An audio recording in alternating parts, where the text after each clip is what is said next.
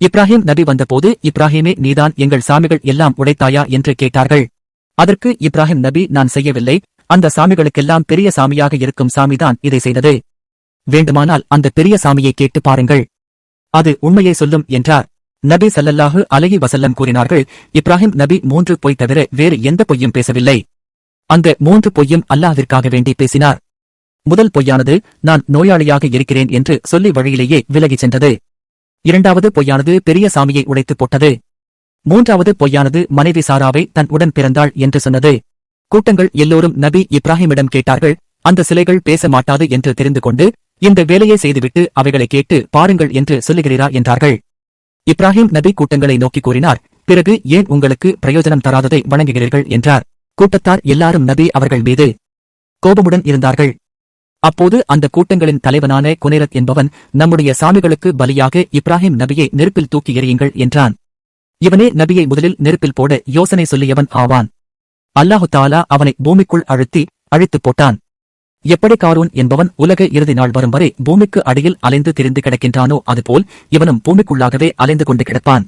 பிறகு கூட்டங்கள் எல்லோரும் நபியை நெருப்பில் எறிய எல்லோரும் ஒருமித்து முடிவு செய்தார்கள். இப்ராஹிம் நபியை ஒரு கிடங்கில் அடைத்தார்கள்.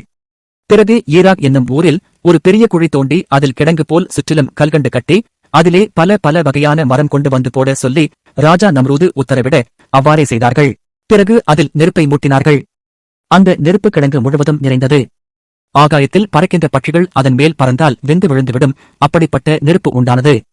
பிறகு இப்லீஸின் அனுமதிப்படி ஒரு சக்கரம் உண்டாக்கி அந்த சக்கரத்தில் இப்ராஹிம் நபியின் கைகளும் கால்களும் கட்டி அந்த சக்கரத்தின் மேல் வைத்தார்கள்.